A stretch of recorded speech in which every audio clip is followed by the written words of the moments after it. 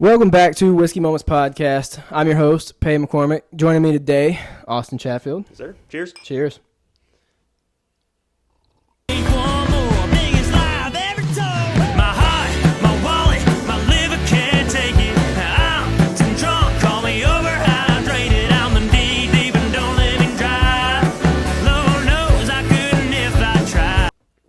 All right, sounds like people want to hear my strong opinions. Let's do it. Let's dive right into it. All right. So, how long have you been in Nashville? I'm going into my senior year at Belmont, so this will mark 3 years finally. It's crazy how fast that time is going. Yeah. And did I read? Are you from Frisco, Texas? Yes, it's a town about like 30 minutes north of Dallas. It's getting on the map finally, but I feel like I've heard of it. I've never been, but I've heard of it. More and more people are hearing of it. They got the Cowboys facility out there. They got that new giant tournament PGA course out there. It's changed a lot from the Tulane sound from that I originally grew up with. Yeah. So, did you play music in Frisco? Were you doing what you do here in Nashville down there? A little bit. I started out at School of Rock. Funny enough, I wasn't even singing though. I was just doing random guitar stuff, not even knowing what I was doing. Who does? You're 8 years old going to School of Rock. It's a daycare for people who didn't want to do sports. Okay. But the vocalist at the last second had dropped out, and I was the only one that knew the songs, just the lyrics of it. So I ended up just doing our final performance. My parents didn't know, nobody knew, and so I was in my giant zombie face paint and then went up there and sang for the first time, and all of a sudden I'm like, okay, yeah, I can do this for the rest of my life. I can make a giant career change right now. I mean, It was just scientist beforehand, but after that, I was like... At 8 years old, it was scientist? At 8 years old, it was like scientist, astronaut, policeman, just working through some things, but I'm like, okay, music's kind of fun. So went through that, did all the artist development stuff, came up here, been gigging ever since I was about 12 years old. Obviously, The game has changed a lot since then, but it's been an amazing journey. Yeah, that's awesome. So in high school, were you doing did they have at your school? Did they have talent shows and stuff? Would you sing and do stuff like that? I would. It was really funny. I ended up going homeschool for a little bit because there was a decent bit of bullying going on, but it was still a lot of fun. I mean, just being able to go through and even just do those talent shows. I think it was more of it was definitely an experience, but I feel like a lot of that just shaped me to where I am. Obviously, any tragedy you go through in your life is going to lead to some pretty good songs. So, I mean, it's been great, especially coming out here, finding my community. It's been an absolute blessing. So when was your first time in Nashville? First time in Nashville was for, there's this independent award show called the Josies. So it was over in Pigeon Forge. It was over at Dollywood, which is just a lot of fun. So we spent the day in Nashville too. And I kind of had Belmont on my radar for a little bit of time just because, I mean, I'm trying to do country music and it's a music school in Nashville. So that was pretty much at the forefront, but we ended up taking a tour and just, even outside of Belmont, just, fell in love with the city. Just having this sort of culture, seeing everyone around. You always hear a lot of things about how, oh yeah, I know it's so competitive, everyone's at each other's throats, and it's like, oh yeah, it's backstabbing, twisting, and turning, but just going through these past couple of years, getting to talk to people, it's just been really nice to see a community of people wanting to lift people up, too. Right. In this day and age, it's a lot more about supporting each other because usually when you support someone else, you end up getting something in return as well. Right. Which kind of can taint intentions a little bit, but that's a whole other story. But no, the community, the city, and honestly, the food too. That's one of the big things that got me. Yeah, honestly, facts. I love Nashville food. Dude, I'll go on record as saying that Texas does barbecue better. But when it comes to chicken and a bunch of other things in Nashville, just... Hot chicken? Just beautiful. Man, I never would have had hot chicken on pizza with pickles and I never would have even thought about having that until I got here. You haven't had that? Where'd you get that from? I'll give you the hookup. Please. I'm like, that sounds great. It's fantastic. We have it. There's a spot here in Gallatin that does it, but I think there's a place in Nashville that does it too. That's cool. Yeah, it's fantastic. No. Once I had it, I'm like, I didn't know life before this. So. Exactly. No, that's awesome though. I definitely was a very picky eater growing up, but then I finally got here and also started traveling a little bit, and I'm like, you know what? I'm finally going to try some stuff, and it's been amazing since then. Yeah. Even though this is the fried chicken heaven, which I had no problem with beforehand. So how's Belmont? I mean, I haven't talked to anyone that's went to Belmont. So I guess tell me, like, what are you majoring in? I'm in the songwriting program. Okay. I've just always had a passion for food service. What can I say? Okay. So Attendance is getting more and more real every time. so how's that going? Is it good? Truly, it's fantastic. I mean, going in and just being in that program is a lot of fun. Obviously, you're spending your time doing songwriting assignments. You're getting to learn all the ins and outs.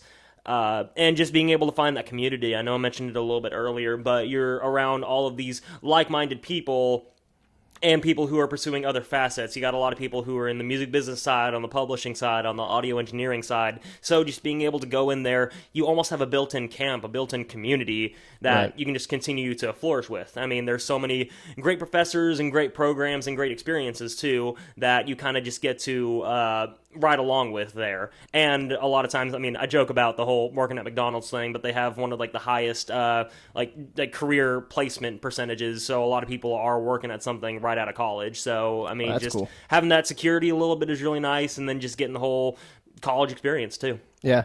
So does that program push you to like go downtown and start playing gigs, or is that something that you just started doing like kind of on the side? It's a bit of both. It's funny because a lot of people do end up coming to Belmont obviously wanting to pursue the artist route, but then some people, I mean, I've just known a lot of people who've moved away just because a little bit of the competition maybe scares them off a little bit, or they just discover that there's a business side that they prefer much more. I mean, you always hear about the whole, like, oh, the artist life is hard, and obviously there's a lot of merit to that. So if someone were to come in and say, hey, this publishing thing is really cool, I can actually go in and help and work with other artists and just spend my time on the other side of the camera instead. My heart is in performance. If I can just do that for the rest of my life, I don't care where that would be, as long as I'm slightly able to support a family. That'd be something I'd love to do with the rest of my life. But there are just these facets that you can just go in and explore some other things with. Yeah, that's awesome. So when are you set to graduate? This coming May, so class of 26, going into senior year. Awesome. So you're excited? 17 credit hours across 11 classes this semester. Ooh. It's going to be fun. It's going to be fun. Yeah, it's going to be fantastic. It's going to be great. It's going to be great. So, is that Monday to Friday, or? That's Monday through Thursday, actually. Monday through Thursday? I managed to get Fridays off. Don't ask me how, but you know what? Class registration anywhere is always just an absolute nightmare. Belmont, Belmont does their best, but I mean, we made it. Yeah. We got there. Are you close to you live on campus? Are you close to campus? I lived on campus my first year, and then there was a bit of a housing crisis, and I had to move off. So I'm over like 10 minutes south, off Granny White. Yeah. Okay, so that's not bad. No, not too bad. Is like parking over there bad? Like for school? Parking anywhere in Nashville is always just is always a bit interesting. I mean, like I brought my big truck up here from Dallas, so like there's some parking garages I can't fit into. It's not too bad. You do have to just like spend some time to make sure, because you're either circling a 7-story parking garage for 30 minutes, or you're parking a couple miles away and walking. Yeah, honestly, you got to get one of those like little bird scooters, just pop out of the back of your truck and just there you go. Up. I was about to say, because in this heat, I would not want to be walking. No, yes, this heat is horrible. This heat is pretty horrible.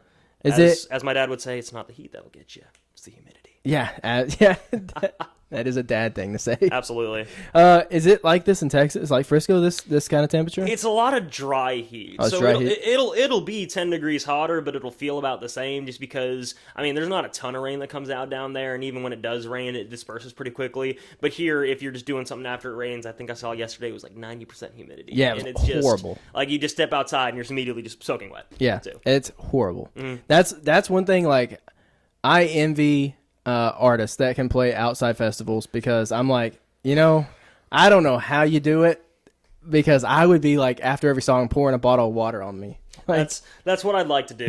I know there are a lot of times where we're doing, we just did one up in Pennsylvania recently that was outdoors, and I'm just like, I just need to start bringing a towel and just bringing it on stage. Because I even had I was up there in the Pittsburgh area, so I had a terrible towel because I was going to do a couple bits with it, and I leaned over to my buddy who was from Pittsburgh. I'm like, hey, if I wipe my sweat with the towel, like, am I gonna get crucified? He's like, yes, you will. There's like a lot of bad things that happen to people who disrespect the towel. I'm like, okay, so I'm just sitting there staring at it the entire time. I'm like drenched in sweat. I'm like, just want to just a little tap. Little pat dry is all I need. You would think it being up north that it would be a little cooler. No. No. Mid July, thankfully. it was into the evening. Thankfully, there was actually a couple chances of rain, and thankfully we didn't have to move inside. But I mean, it's hot. Yeah. It's hot out there. And we've had like a ton of rain this year. Like, oh yeah, record amount of rain. which is just great for the humidity. Yeah, it is. Just so nice. Yeah. So you're kind of traveling and doing gigs everywhere right now. Trying to everywhere I can. I mean, it's a lot of just cold sending emails, just being like, "Hey, can I come up there? Can I come up there with my band and drive like 7 hours and stay at a parent's house kind of thing?" But trying to wherever I can. I think that's the dream at the end of the day, is just to be on that touring life. Just sounds like a dream. Just to, get to meet a bunch of new people. If I could ever just give someone a reason to be excited about something. I mean, you've bought tickets for a show that was like 8 months out, and you're just like, man, just like, obviously it's not the reason to get through, but it's like, hey, that's like one of the things that can get me through this like long month of work kind of thing, is because I'm like, hey, I'm going to this concert in a couple weeks and it's going to be awesome. Right. So if I could be that for someone, or even just if a song can do that for someone, I'll know I've done my job, because I've seen just the power that music has. Obviously, just bring together families, bring together communities. I mean, you've heard it from everyone. It's the universal language. So. Yep. If I can do that for someone, that'd be amazing. Yeah, that's awesome. So what are your goals for like when you graduate? Like, what's happening right after that? Would love to make enough money to support myself. Nashville rent is insane, so I'll probably just end up moving to some apartment. But when it comes to, I mean, I'll probably end up getting some sort of 9-to-5. If it can be in music, that's great. And then I have a couple gigs that I'm doing on the side, just the random like little Broadway and off-Broadway stuff. Yeah. Thankfully, pays not a terrible bit. I have a 10 to 2 a.m. tonight. Ooh, which is going to be great. Yeah. But I mean, I complain about it, but I mean, I'm working, but I'm playing music. It's right. It's great. So what's your favorite cover to play that you get asked to play? Favorite cover that I get asked to play? I don't know a lot of ones that I get asked to play, but I'm getting really into like did you listen to that new Cody Johnson? What? Which one is it? The Leather album? I did not. All right, that's fair. No, I'm getting into finally some of the new country. I feel like country's finally healing a little bit from that stuff, but a lot of those I like to play. A lot of Toby Keith. I love Toby Keith. Love Toby Keith. Ended up naming my dog after him. That's amazing. Yeah, he's a little 13-year-old Jack Russell sitting at home, just because when I was 6, I'm like, they're just like, well, you can pick a name that means something to you. I'm like, Toby. Love that guy. I think the first song that I ever came into existence with was American Ride. So that's awesome. I just remember watching that music video as a kid, just being like, what is going on here? I love it. I'm kidding. Yeah. There's a lot of his music videos that are a little strange. Especially like early 2000s. I was like, I probably shouldn't be watching these, but it was on CMT, so we were watching it. Every time in the morning, we're just eating breakfast and getting ready to go to school. Mom has CMT on the TV, and it's just there's a couple interesting ones, but it's like top 20 countdown, and it's like all the music videos. Yep. Oh, those are good days. Those are great days, man. Toby Keith. So you sprinkle in your originals when you have like gigs like that? Absolutely. I try to. A lot of places don't like that, which is totally fair. But then I have some of the venue gigs. I mean, I'm just playing all the local places that everyone has to go through, the End, the Cobra, everything like that. But I mean, they're great places, and then just guilting my friends into coming out. I'm kidding, but yeah, absolutely. Now, when you graduate, would you be able to just like gig? I mean, like downtown, like full. Like, could you just do that full time? Like, I mean, it would be a lot if you did it every day, right? I mean, yeah. I mean, I know a lot of people who that is their full time job, and you totally can. It just kind of depends, because you always hear the notion about how when you're on Broadway, specifically some places, is kind of like a career killer, essentially. Yep. Where it turns into, I love playing Broadway, I love hanging out with the people, but you're not an artist there, you're a performer. Which, again, totally fair. There's a reason that, like Broadway comes with that charm.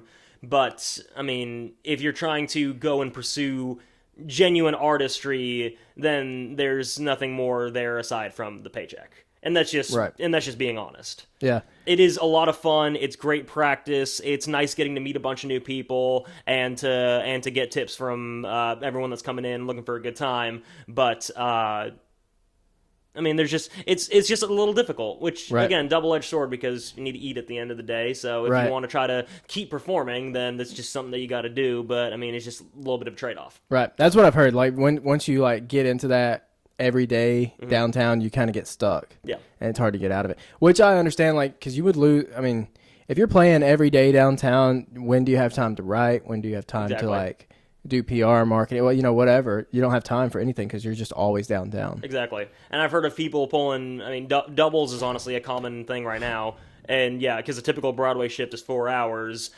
So I've heard of a lot of people who are pulling doubles, and I've even heard people pulling triples. And I'm like, how can you do that? Yeah, that's a lot of playing. That is and singing. That is 2 p.m. to 2 a.m. Yeah. No break. Zero shot. Zero No, shot. I do love Broadway. I do love doing it whenever I get the opportunity, just because it's a lot of fun. You do get to have a lot of fun with people and sing those cover songs. But I don't know if it's something that I want to get entangled with forever. Like full time, yeah. That's honestly fair because I don't think that I would want to if I did music. Yeah, it's it's like one of those things like you want to do it every once in a while, or like on weekends when the crowd's in or something like that. It's a lot of fun, and if you get to the right places, you can reach a ton of people, and even if it has your like name in the background, that's great. But you're still playing Broadway. Again, nothing wrong with it. Nothing I'm saying is meant to tarnish them or anyone who plays Broadway or anyone who does that. But it's just just kind of turns into a trap a little bit. Right. That's what I've heard from a lot of people. Well, yeah, I think part of it too is because it's so saturated. There's so many people, so I could see that being the case. And all the places are playing the same songs too. They are. Yeah, they are. You got your boozy playing in like every single bar all the way down. Yeah, like what songs are in because you just walk down and you just hear it at every window you walk past. Every window. So every window. I saw it may have been TikTok or Instagram, one of them on yours. You were doing like a metronome, like a beats per minute. Yeah, that got out of hand a little bit. Did it? Well, because I always try to do the little series. That one was doing one of the fast songs, because it actually is a Broadway bit too. It's sold by John Michael Montgomery. But the Broadway bit is that every dollar you put in the bucket, the band sings it a little bit faster. And so I tried to do that with like likes on TikTok. And so I was like, hey, 10 likes, I'll go like +1 BPM kind of thing. And that ended up going, there's the one video that ended up, I think it was like just, it wasn't like crazy viral or anything, but it was like 10 to 15,000 likes, which I think put my tempo up to, I forget even what it is. I think it was technically like 650 or something. No, just genuinely, I did a video where I was like, I just like tried to see what 650 sounded like, and I'm just like, it's not possible. So that was funny. That did get a lot of people following along, but then when I kind of couldn't do it, which understandable. I mean, that's incredibly fast. A little bit. But no, that was fun. I mean, that's just what you have to do with TikTok. It's just the whole the numbers game of getting the series going. I mean, it's genuine stuff, but you just kind of got to get something that's like, hey, reason to stick around kind of thing. Yeah, it hooks people because I'm pretty sure I watched like 3 of them. Mm-hmm. 3 or 4, just like in a row. I was clicking them. I was like, he's going faster. He's going a little bit faster. That's which because like the first couple days I was getting like 40 and 50, and I'm like, okay, that's fair. So I was just adding like a couple to it every single time. But then we were out on vacation in the middle of June, I believe it was, and we were in Grundy County. So, I mean, the song is called Sold the Grundy County Auction. So yeah. I just did it. I drove out to that sign. I'm just like, yeah, let's do that there. And I think that's the one that ended up blowing up. So I'm like, that's funny. But then I was not able to do that series anymore. Yeah. Day 5 was the finale. So, can you do that with other songs though? Could you like continue the series but do other songs? Yeah, I tried it out with another song. I had people pick. I don't think it just hit as well. I think I'll start it up again too. I've just always been a fast talker. I'm sure that's the number one comment I always get, which everyone is totally right. It's like, hey, take a breath. Just whoosh, calm down a little bit. But that's always just been one of my... call it a flaw, call it whatever you want to, but I talk very quickly. Do you sing quickly too? I can when needed. Well, obviously, right? Yeah, I'm roommates with my drummer, and he's like, hey, I'm going to set the tempo, you follow it. And that's what I tell any drummer I ever play with, too. He's like, hey, I'm going to try to rush you. Do not let me. Hang back. I will follow you. He has like a little talk back that goes into my ear, and he's like, dude, stop. Just reel it back. Especially when I start the song, he's like, dude. So I'm just out in the middle of it, and all of a sudden I just hear, "Hey, dude, can you not do that?" Does that kind of stuff distract you, or is it hard to like stay, you know? I've learned to tune it out, thankfully. Like, he's even talking about, he's like gonna have one microphone that goes to me and one microphone that like just goes to the band, kind of thing. It is funny though, they do try to make me break a good bit. Do they? Whenever, they'll set like a talk back up for the band, and then the drummer has one. I mean, like the drummer, he's also my like producer, MD. We're like joined at the hip kind of thing. Oh yeah. And so he always tries to break me a good bit, and then the other people will try to break me, and I'm just like, guys, that's what I do. It's good practice. That's what I do when I'm in the crowd. If I see someone on stage that I know, I just stare at them. Like, I'm just staring. I'll have the biggest smile or like something, you know. Like, I'm just gonna keep, because I'm gonna try to get them to like laugh while they're up there. That's like absolutely. that's what I. Yeah, that's.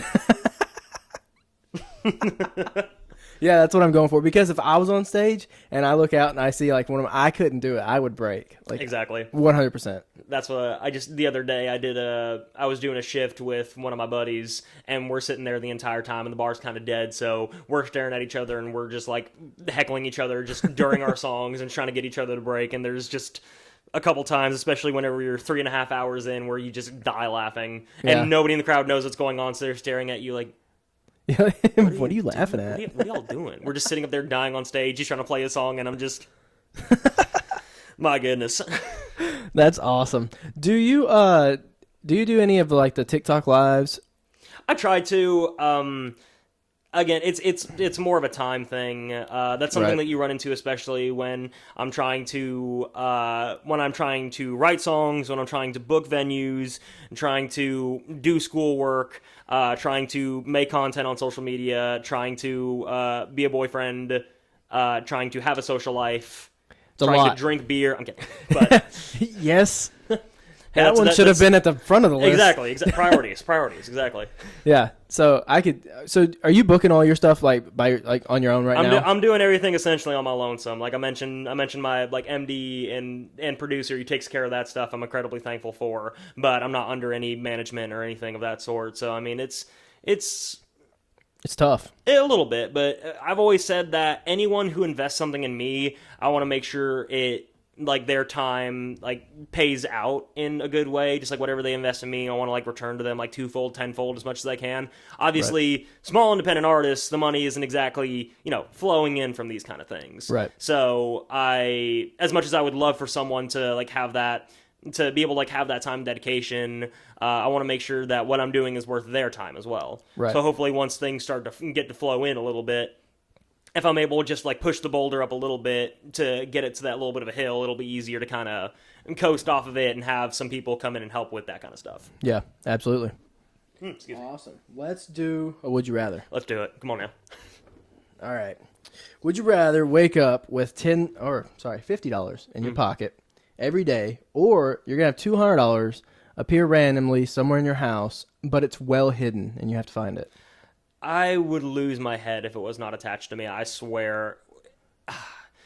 Sunglasses, water bottles, and just anything of that sort, I cannot tell you how many times I've lost.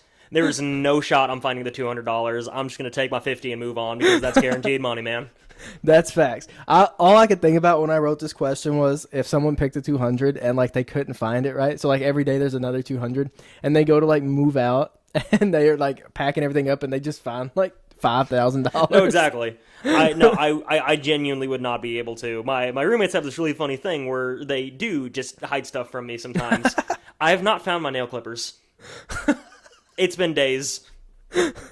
That's horrible. Yeah, no. I ended up I went home and I actually brought a pair from home, and he's like, okay, now I'm really not going to tell you where it is.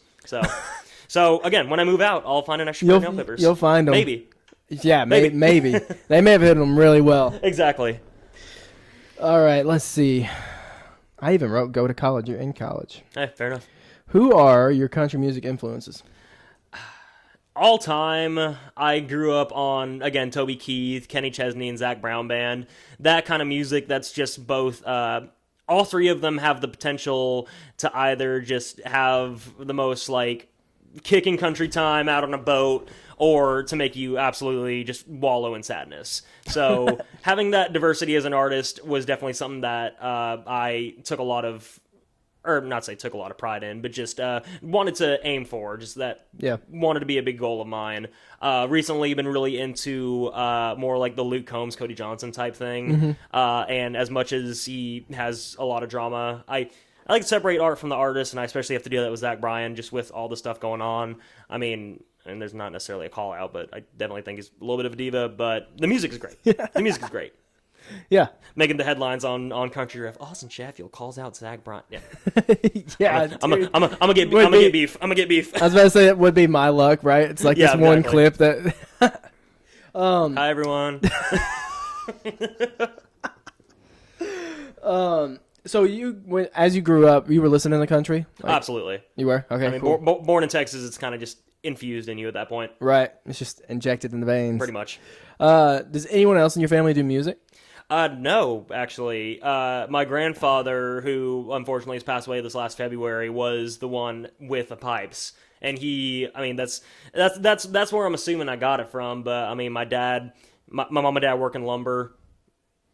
There wasn't really much of a music connection out there, but the brat kid I didn't really want to do sports, so they was like, okay, again, so like we're sending you off to do your music camp, but then they're like, okay, wait, this might actually work out a little bit after hearing the first couple things. So yeah, that's awesome. That is really cool. You've been singing for a long time. A little bit. And thankfully I was able to get in there young. I mean, there's a lot of old archived music videos or just home videos I have of just singing all the old Luke Bryan songs from way back when, just like 7 years old, sitting in the back of the car. So it's always been something that was gnawing at me, and just even through all the things that have gone wrong, it's been the greatest adventure of my life. Yeah, that's awesome. I'm very, very lucky. I'm extremely lucky. You're in the right place. Nashville is the place for this. Absolutely. Were you nervous the first time you played like Nashville, like a gig downtown? My first gig ended up being over here was a place that just closed down. It was a Frosé bar off of 21st. So that ended up being like my first big big Nashville gig was like a 2-hour little acoustic set. So I brought all my little setup, and it was so much fun. But just had all my friends pull up, and it was just really nice. I say friends, I'd known them for like a week at that point. Right. But I mean, everyone was super nice. I framed that check. It was a lot of fun. I just love doing it. Like every show I pretty much do, I'll be nervous like right before I get up or just like right before I do something. But just once I'm out there for like 10 minutes, I'm like, you're good. I never want to come down. Yeah, that's like the general answer I get. Most people are like, I'm nervous right before I go on, and then once I'm out there, it's like everything went away. And I'm like, that's probably accurate. I'd probably be the same way. That's fair, yeah. I'm nervous for people when they go up there because it's like, I don't know that I could do it. Exactly, yeah. You just got to get that little thing established, and then all of a sudden you're good. Yeah. So how often do you go back home? I try to just any opportunity that I can. I mean, I still just got family out there. I got grandparents that don't travel super well, so try to get back there, obviously during the major holidays, and just it's really infrequent, but try to go just like outside of holidays like 3 or 4 times a year kind of thing. Yeah. Do you drive or you fly? I do not like making that drive. Driving used to be my preference just because I was like, hey, I can actually take my stuff home. I can like take some stuff back with me, but that drive is just brutal. How long is it? It's only about 9.5 worth of driving, but then whenever you take into account like actually composing your sanity, it turns into like 11-ish. And gas. Yes. Which thankfully my truck can get there on like 1 tank of gas, so it's nice. Really? That's crazy. I wish mine would. It's a blessing and a curse because it's nice because if you're going on the highway, you can get like 600 miles out of a full tank, but then you're filling up for... I was going to say, how much is it? Like 120, 130. It's a little rough. Sheesh. And it's, of course, one of the nicer ones, so it needs premium, so it's like... Yeah, that's rough. So, have you flown home then? Oh, yes. I fly home a bunch now, too. I got that like American Airlines credit card. I'm like, give me those points. Come on. Need them. I'm the same way, except with Southwest. So there you go. Yeah. Okay, cool. Do you play when you go home? I try to. There's I got a couple connections down there, obviously. And so I go down a lot of times to like do some like corporate gigs or some random acoustic things, and it's a lot of fun. I've got my band down there a couple times, which is so much fun having to drive down there and do that, or fly sometimes. But I mean, Right. it's definitely a whole process because you don't realize how spoiled you are in Nashville. For any like musicians that are watching this, you know what I'm talking about. Where Nashville, a lot of times you can just pull up somewhere. There's a PA, there's a bunch of cables, there's mic stands, there's all the equipment you need. You just plug and play. Right. You pull up to any of these places, like anywhere else, you're realizing, hey, this is a wooden stage. That's it. That's it. So realizing that, like, hey, I need to find someone that has a PA or rent a PA or drive, again, 9 hours from home just to bring a PA kind of thing. So Right. it's definitely a interesting spot to get in. I know we did a small event for CMA Fest last year over just like at a local park that was by the ACMs. I believe I said ACMs. But yeah, we were just doing that one little tiny event, and again, just tiny wooden stage, and we're like, hey, so we need a PA. So ended up having to drive an hour into Dallas and get all of our stuff and take over like 3 truckloads worth of stuff just to do this 2-hour set. And I'm like, okay, it's fun. I mean, it was a great time. Right. It was awesome. But then you're just like spending all this time and money being like, hey, so there's no power. So had to go borrow a generator from someone and get like 87 different power cords and run everything around because you're trying to mic up a full band and Right. just off a 16 channel set. I mean, it's a lot. Yeah, that's a lot to crazy. do. Yeah. Yeah, 100%, dude. I could not imagine that. Yeah, I don't think I could do it. Don't think I could. That's why I bought like this setup. It's travel. I can like load this up in a duffel bag. Oh, absolutely. Yeah, it's easy. Other than like the tables and I'm not taking that stuff. I'll take the mics. That's fair. And duffel bag and I'm good. Double but, bag and you're good. Just being able to travel with your equipment is priority number one. Yeah, 100%. All right. What are the rest of like your 2025 goals as far as like your music career? I've had a lot of fun going through and doing a lot of the Nashville staples. I mean, I played the N recently, which is obviously a historic venue. Was able to do Whiskey Jam for the first time. Oh, cool. And I've just had all these other fantastic opportunities. So, obviously, in going through and doing like a little mini tour too, going up just back to Texas, up to Pennsylvania, things like that. So, when it comes to goals for the rest of the year, I would just say just keep on this trajectory. I mean, I try to run my own stuff just in the background too when it comes to, merchandise on the other hands and like doing the own tour booking and this, that, and the other. But just really honing in on that kind of thing, just continuing to improve and just continuing to spread the music to as many people as I can. So, Yeah. So 2026 goal, is it going to be like maybe jumping on a small tour? I would love that. Main goal of 2026 is to make sure that I can still, live in Nashville again, just like probably having to go grab that 9 to 5 or just do whatever I need to do there. But Right. absolutely, hopping on a small tour would be fantastic. I mean, I've definitely reached out to some people. If you're looking for an opener, I mean, Yeah. I'm funny sometimes, Yeah. So who would you, if you could open for anyone, who would it be?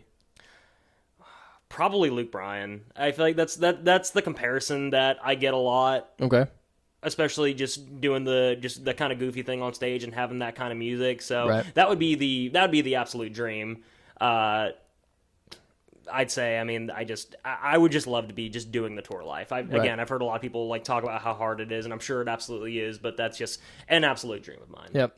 It's, to me, like in my head, it seems like it would be draining, like going up on, like being in a different city every night and then like going up playing this. Like, I guess you don't have to play the same songs every night, right? If you have that, that big of a playlist, like Exactly. Morgan Wallen, like I don't even know how he chooses his songs. He needs to have like a 6-hour playlist. Yes. Or a 6-hour set list. Yes, my goodness. Dude, it's insane. So I guess I feel like I would get like burnt out a little bit. I'm sure. And I recently saw something from Ella Langley because she had to cancel like a couple of her shows, and I guess she was getting some backlash for it. And she was posting something about how yes, the tour life seems glamorous, but the tour life is watching everybody like celebrate through FaceTime, like missing anniversaries and just having to like send digital hugs to your people.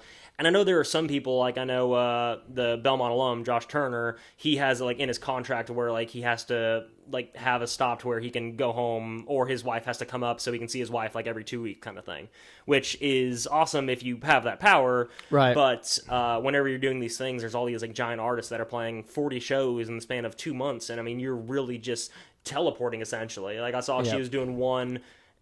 I actually don't know if this is true, but I think I saw it where she was like doing one night in Texas and then 2 days later making it to Idaho. I'm like, that's a lot. That's a lot of sitting in a bus and sitting in a coffin style little cubby in a bus kind of thing. So I can see where that would be difficult. It'd be a little difficult. So I definitely understand, and I definitely understand what's being told and the wisdom that's being shared, thankfully, but I also still just want to experience it for myself. Well, yeah, absolutely. I think, like, obviously, the first year is just going to be an adrenaline rush, right? Mm-hmm. You're going to just, it's going to be a high that you're going to be riding, so it'll be fun.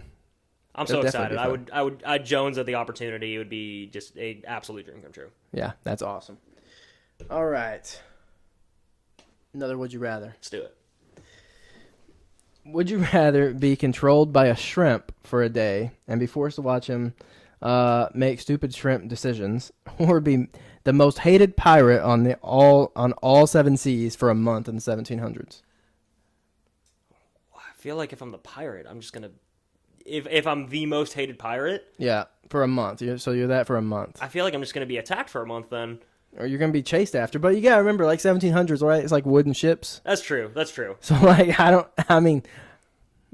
probably just do the shrimp thing. I was gonna, probably be controlled by the shrimp. Do I have a crew that likes me? Like, am I Jack Sparrow with my I'll give crew? I'll give you a crew. I'll give you a crew. Okay, maybe I stand a fighting chance then. I mean, if I'm just able to, if I'm able to hide, you know what? I'll take the challenge. I'll be the pirate. I'll be the pirate if I got some people with me, because I mean, it's if I got my whole Hardy crew, I feel like I'll be all right. There you go. You're going to end up with that guy from Pirates of the Caribbean that can like pop his eye out. Absolutely. You know what I'm talking about? It's like, yeah, I think I'm going to choose the shrimp. I'm going to be controlled by a shrimp for a day. That's fair.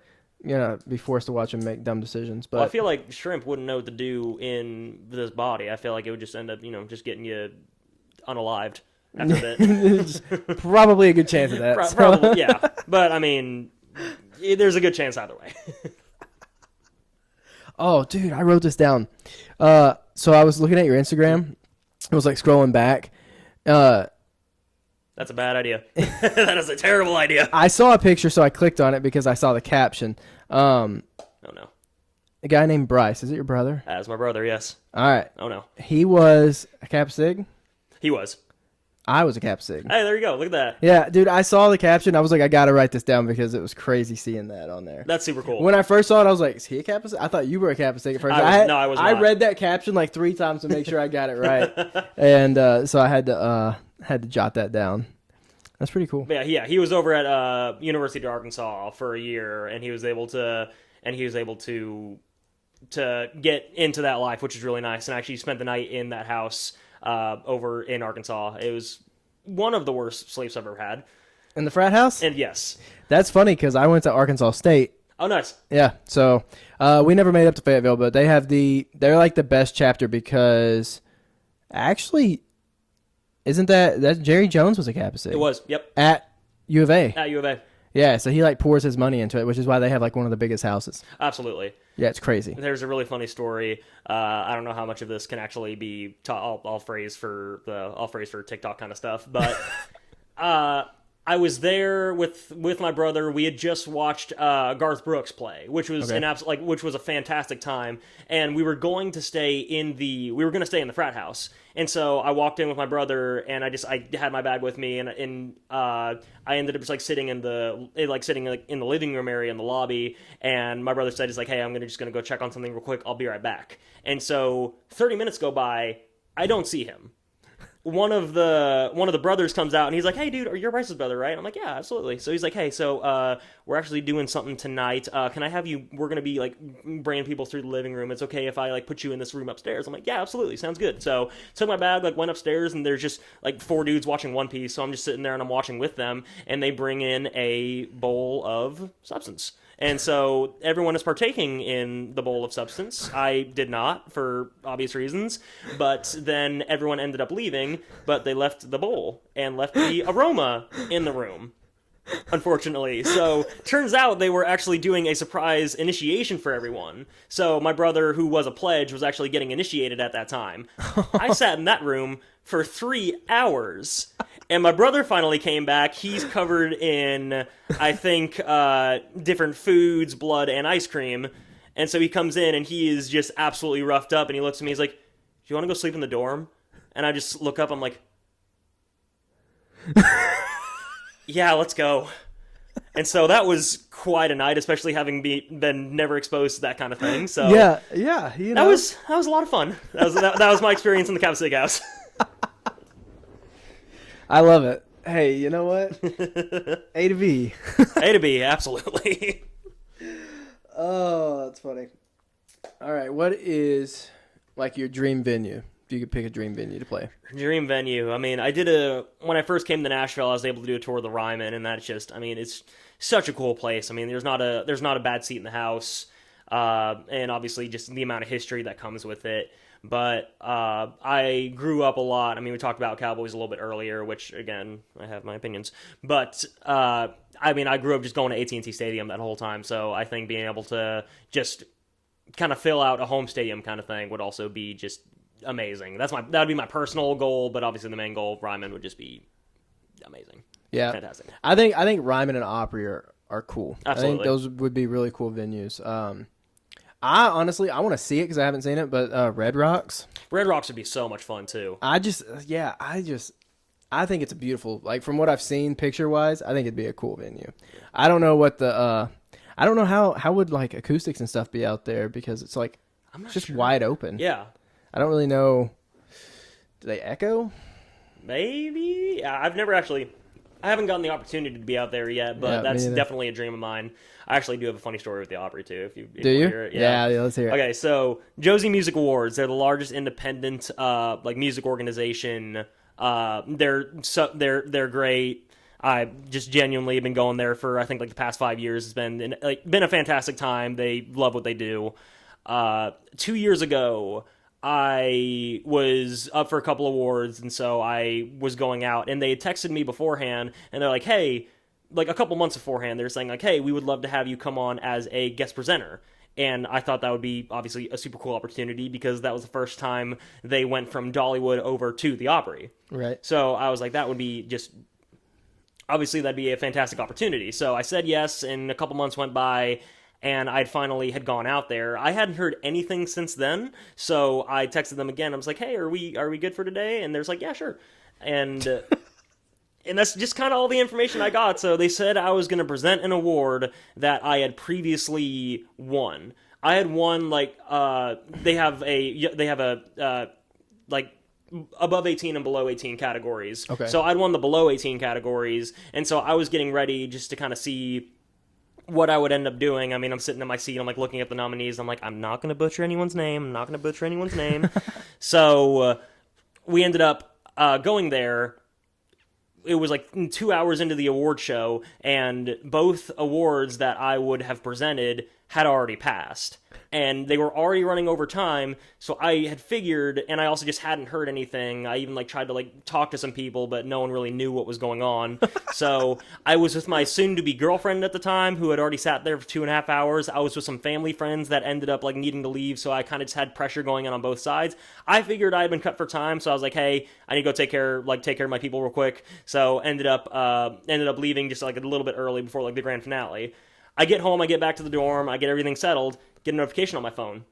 "Hey, where were you? We called you."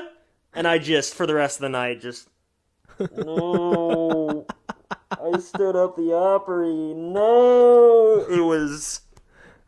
I did not get invited to present next year. But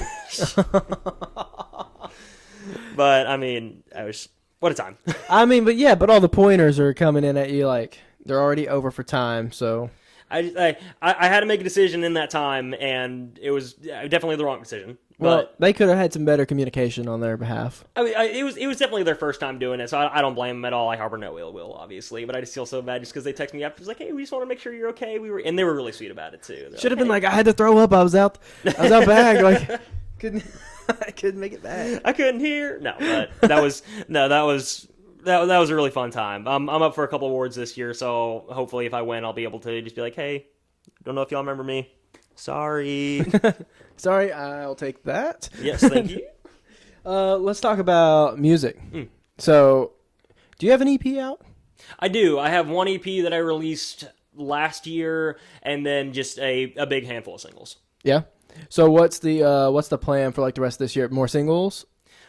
Possibly. Probably more singles. I mean, I'm working on a college money budget and time budget, so it's a little difficult to get stuff out as fast as I can. Right. Because everyone goes through the same kind of notion of having to do the whole, like, paying someone to do the giant mix and master and go through and do like the 3 months promotion process and do the teasers and this, that, and the other. I do that obviously to an extent, but I also just like releasing music. Right. I'll just kind of give you like, hey, heads up. Like on Monday, I'll be like, hey, something's dropping on Friday. Oh, okay. And so I try my best to be as direct as possible. I mean, obviously you have to go through, you got to play the game for promotion, but I also just like saying, hey, this song's coming out, enjoy, please. Yeah. Yeah, that's cool. Because I know a lot of people who go through and promote their music for, like, promote a single coming out for 3 weeks to, like, 3 months kind of thing, and it's just, it takes forever. And then by the time, obviously I'm aware of it, but then by the time we finally get to it, it's like, hey, it's just, okay. Yeah. It's finally out, thank the Lord. Okay, I'm not going to pay attention to it anymore. I'm just happy that I'm no longer paying attention to it. Yeah. Now, so the last one you released, was it June or July? This one was, I think that last one was March. March? Yes. Okay. So there is a new one, though, that is recorded and ready, and I don't know when this is coming out, but it'll either be out very soon or already be out. So I don't know when this one will come out. Oh, you mean based off the podcast? Yes. It's going to be out next Thursday. So it'll be out soon. It will. It'll be out soon. I still need to write the whole plan for it. I need a ChatGPT how to promote music. Hey, there you go. Use AI. That's what I use for the podcast. There you go. Not to write it, but to edit it. So hey, that's I mean, AI has its perks. Absolutely, and there's absolutely a lot of things that are said, especially in the music industry. I know I interned at a national songwriters organization, and that's one of their biggest battles that they're fighting right now. But I mean, there's just definitely a lot of stigma that comes with AI. That's it should be used as a tool. Right. It is a tool in your belt. It is not an independent thing that is going to be doing the creation for you. Right. Because what if it was just writing songs for people and people were just recording? You never know what it wrote. Technically, it's not anybody's work. Nope. So that's weird. It's like a weird gray line, right? Yeah. Well, there's a lot of legislation that they're working on now. Obviously, there's a lot of things going on in Congress where like songwriting's not necessarily at the top of their bill, but a lot of people are working hard to try to get those things sorted out. I know, like, passed the Elvis Act recently, where it was not being able to like use AI to infringe on like name and likeness, anything of that sort. Plus, recent legislation that was saying, hey, if something's written by AI, like, it can't. Again, you're talking about it's not made by anyone, so it can't be credited to anyone. Right. So you can release AI-written songs, sure, but you can't claim that you wrote them, and you can't like gain any royalties off of it. Right. I recently saw there's this whole AI ban now. I forget what it's called. I think it's like Velvet Sundown or something. Is it good? Awful. No, awful. Awful. I mean, there's so many just like cool, especially like kind of like those like indie rock and country projects that are coming off now. That's like, why would you spend your time listening to something that's AI generated? Right. And just kind of just as a blend of all these like different people. I mean, like, again, like, music is art, but you're just they put out an album, every single one like has a completely like drastic change when it comes to the vocalist of sorts. But I mean, it's just, I have no problem calling it slop. It really is. Yeah, I mean, I probably wouldn't listen to anything AI. No. Yeah, couldn't do it. I have heard a few songs that I'm like sitting there contemplating. I'm like, I don't know if this is AI or not. Yeah, it is getting. They are like learning. Like it's definitely like it's getting crazy. Absolutely. I actually just listened to one on YouTube, and it was supposed to be a Post Malone song, and it was not. I was listening to it. I'm like, this doesn't even sound like Post Malone, but it's really good, and I hate it. So I'm sitting there like Shazamming it. And it's like no song found. I'm like, of course it's not. It's AI. Yep. And that's like my clear indicator. If I ever Shazam something and it never finds anything, I'm like, yeah. Adios. Yeah. So, circling back to the song that's coming out soon, Yes. do we have a title for it? It's called Getaway Driver. Getaway Driver. Wait, have you teased any of this yet? Not really, but surprise. I'm so unorganized. That's my issue. I do probably need some management. Well, but you can justify it, right? You're like, I'm in school. Like, I'm doing the whole thing while in school. Absolutely. But you can only use that until May 2026. Exactly. And then you're gonna have to figure out a new excuse. Then we'll be figuring it out. Then I'll be like, oh yeah, no, my car's having trouble, and I'm going through a lot right now. There's a lot on my plate. Yeah, there you go. Yeah, just do that. Just hey, every week you just put up a new post. You're like, this week something else happened. Don't hit me up, real ones now. Yeah, exactly. All right, last would you rather? Let's do it. Would you rather only be able to use one toilet the rest of your life, or never be able to use the same one twice? So what if you're in this another is tough. country? It's tough. Shoot. Man, those are both tough because you just can never travel then. You have to be like within an hour radius of everything, or you have to travel for the rest of your life. Well, I mean, if you never use the same toilet twice, yeah, you would be going to all the gas stations. You'd have to travel and probably go through a lot of interesting ones. I think I'd be going to all the different ones because I mean you're chained to that toilet for the rest of your life then. Right. I think I would do the same thing. Never be able to use the same toilet twice, right? Is that the one we're going with? Yeah.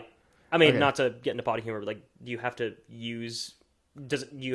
when you have to go, does it have to be in that toilet, or can you just... Oh, like outside, you know? Yeah. It's like if you want to use a toilet, you can go to that one, but What- I love breaking down the details of this thing. It's like, let's talk about the important things. Let's do it. What if it counts nature as a whole as a toilet? So, like, once you use it outside, you can't do it again. You know, but I don't know. What if it's like per tree? I don't know. Exactly. I think it only also counts for number 2. I don't think it counts for peeing. Okay. Because I think I'd still pick just every other one then. I think I would pick the same toilet twice because I would hope that at some point in my life I'd make enough money that I would just start having porta potties get delivered to my house. That's so fair. You know what? That's so fair. And just get a new one. Like, exactly. They can't be that expensive. Yeah, Just- and if you count like restaurants or hotels or anything like that, you can just like find the massive ones. Even just like if you go to a Buc-ee's, there's 40 stalls in there. Yeah, you're good. Yeah, you're fine. You're good. You got to keep going back there, but I mean, you can just save 2 there. So all of a sudden, if you're just like on the road, it's like I haven't used number 40 yet. All right, let's do it. Yeah, there you go. See, we got to figure it out. Talking about the important things. Come on, We're now. talking about the. That's Get that TikTok clip. It's the bread and butter of this podcast. All right, I think that's all I've got. There you go. Unless you have anything else. Trying to think. Just thank you to Jesus for having me out here. Yes. Yeah. Absolutely. Cool. We're going to promote the music whenever it comes out, which is soon. Which will be soon. I will have a day soon. I promise. All right, man. I won't have a date out soon. I'm kidding. You imagine it's like next Tuesday. But It's not. But something happened to his car, and he's got school, so it's going to be soon. You actually have class on Friday, so... All right, Well, hey, man. appreciate you for having me out here, man. I appreciate you coming on. Of course.